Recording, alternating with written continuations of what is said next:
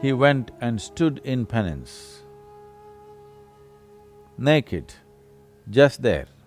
You'll always see the statues of Gomata standing naked with vines going up his legs or his body to show that he stood there for a very long time. Dharmasala houses a 39-foot tall statue of Bahubali, including a 13-foot pedestal weighing approximately 175,000 kilograms.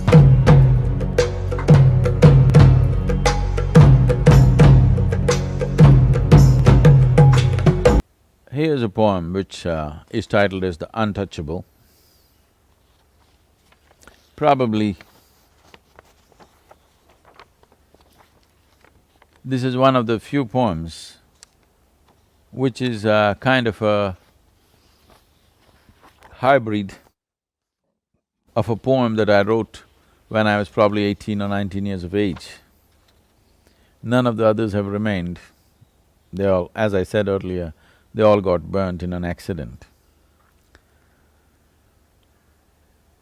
This is not exactly what I had written at that time, but I think yes, I think at least 60% or 70% of this is the original poem, rest I've added. So, I think this was one of the first poems written here after we moved in here in 1994.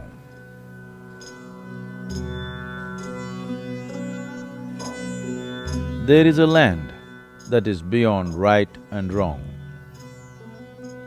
When you get to that land and lie there, humans who live for bread and toil to be what they are not will strive to hide their jealousy with mocking talk, and the gods will descend to be in the company they wish to be.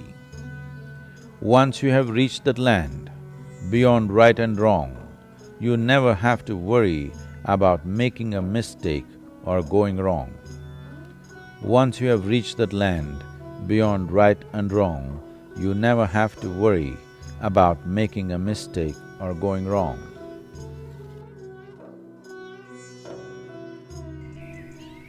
The ethos of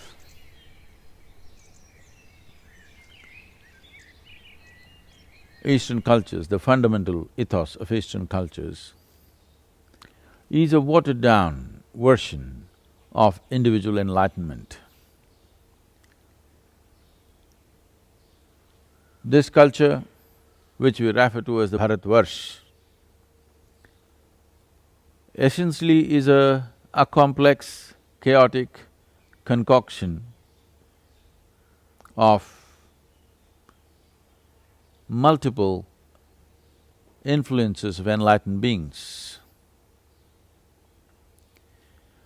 When these beings came, they did not teach morality, they did not teach values or ethics, but they taught them a way, a possibility.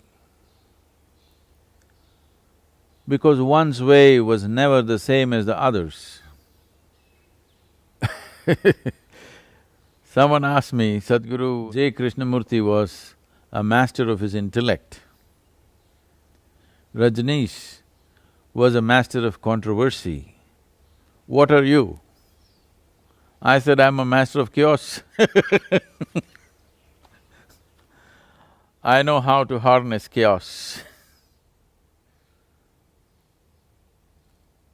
I can make a chaotic situation culminate into something fantastic.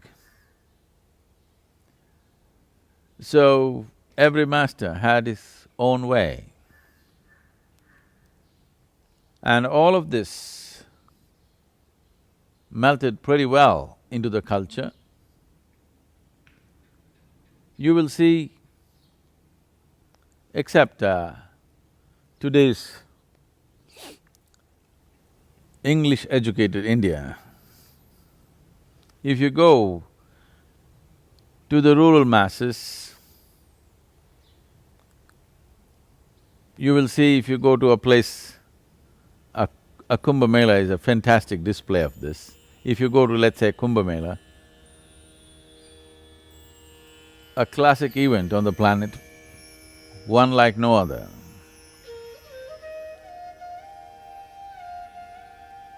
every kind of path, the weird and the wise, all perfectly fitting into each other. Nothing contradicts anything. Everything is absolutely different from the other, but nothing contradicts anything, everything fits in perfectly well. This is not something that a thinking mind, a logically correct mind, particularly a Western mind, could understand. How do all these people fit together? This is because there is no right and wrong. The question is only about, has it worked for you or not? If it has worked to evolve you into a higher state of being, it doesn't matter whether it's right for me or not, whether it agrees with me or not. If it doesn't agree with me, there's always another way for me. So this is a fantastic outcome of generations and generations of enlightened beings. Each one of them, unhindered by what the previous one had said, explored his own way, expounded his own path, never in conflict with the one before him or the ones before him. So this is the nature of exploration, that it's not about right and wrong, it's about just making it happen. Is the white flower the most beautiful one or the red flower the most beautiful one? Such questions don't arise out here. Such questions have come from cultures which are steeped in morality, as to something has to be good and something has to be bad. In this state of making something right and making something wrong, there is no way a spiritual process can happen, because essentially spiritual process means all-inclusiveness. If you cannot embrace everything the way it is, if you have to accept some and reject some, then there will be no spiritual process. You will only have morality, no spirituality. This reminds me of a fantastic story, a situation rather, which happened in Bahubali's life. Myself and Bahubali, for a few years, had a great affair. There is a place called Gomateshwara, which is a little over 25 kilometers from Mysore city. There is a 18-foot tall statue of Gomata standing naked on top of a rock. I think it's 1100-year-old statue, which was lost with overgrowth of forest. And only about probably somewhere in late 60s, it was rediscovered. The man who rediscovered it, a simple stone cutter, an illiterate person, went there to take a stone which was appropriate for making whatever forms that he was making it of, usually some deity, and he discovered this statue which is on top of a small hill or a bunch of rocks which are around 120 feet tall, and on top of it, an 18-foot statue of Bahubali. I met this old man. He was in his 70s, still cutting stone and doing physical work. And when I spoke to him, a completely unschooled, illiterate person, He was such an amazing guy. Just having found this Gomateshwara, his whole life was transformed. He became a great devotee. A simple stonecutter turned into a fantastic devotee, and I met him probably 83 or 84 when I was there. And I conducted a few programs and spent a certain amount of time in Gomatagiri. There are any number of things I can say about this place because so many things happened there. This was a time, after 1982, my own experiences had blossomed and… but I was trying to find articulation to what was happening within me. It was a very crucial time where Gomateshwara came into my life.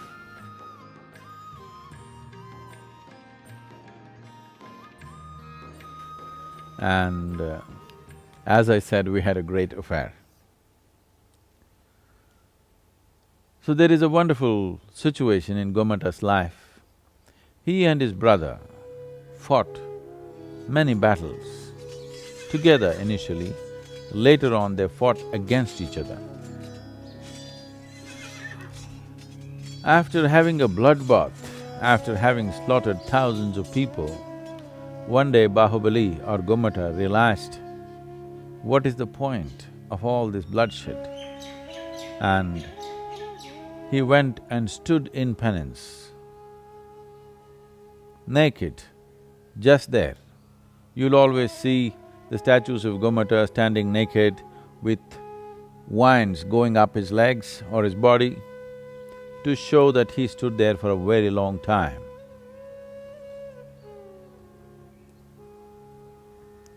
And he stood there for over 14 years. Everything that he could do with himself in terms of purifying himself, he had done, but still he could not attain. When a yogi came by, a sage of great attainment came by, Gomata looked at him and just one teardrop slipped out of his eyes. This one teardrop was a question mark. What is it? I've done everything that I can do. What is holding me back? That's a question, an unuttered question, just a teardrop to ask this question to the yogi, what is holding me back?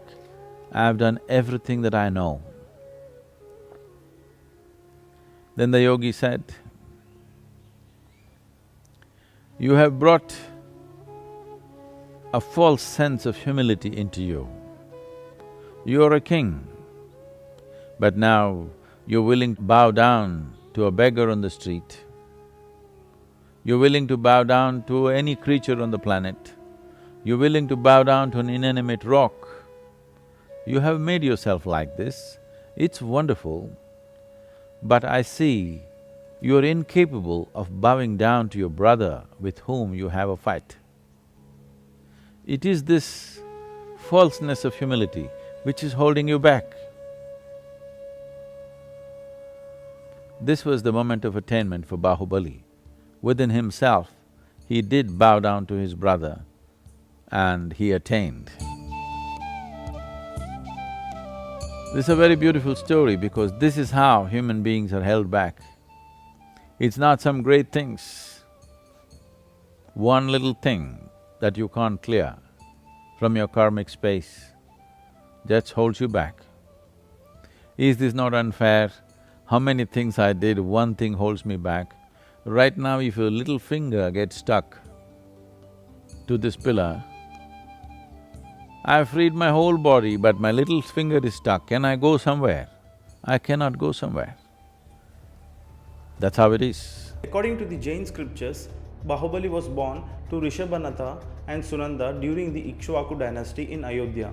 He is described as excelling in various fields such as medicine, archery, floriculture, and knowledge of precious gems. Bahubali had a son named Somakirti, also known as Mahabala. When Rishabhanatha decided to renounce the world and became a monk, he divided his kingdom among his 100 sons. Bharata received the kingdom of Vinita, Ayodhya, while Bahubali was given the kingdom of Asmaka in South India with Podanapur as its capital. Upon conquering 6 divisions of the earth in all directions, Bharata marched to Ayodhyapuri with a vast army and a divine Chakra Ratna, a spinning disc-like super weapon. However, the Chakra Ratna halted at the entrance of Ayodhyapuri, indicating that his 99 brothers had not yet submitted to his authority. Eventually, Bharata's 98 brothers became Jain monks and surrendered their kingdoms to him. Here's a breakdown of the significant monolithic statues of Bahubali found in various locations. Shravana Belogala. This statue, situated in the Hassan district of Karnataka, stands 57 feet tall and was commissioned by Chavandarya, a minister of Ganga dynasty around 981 CE. It's carved from a single rock of granite and is one of the largest freestanding statues globally. This site is prominent pilgrimage center for Jains, and the statue is bathed every 12 years during the Mahamastaka Abhisheka festival. Karkala.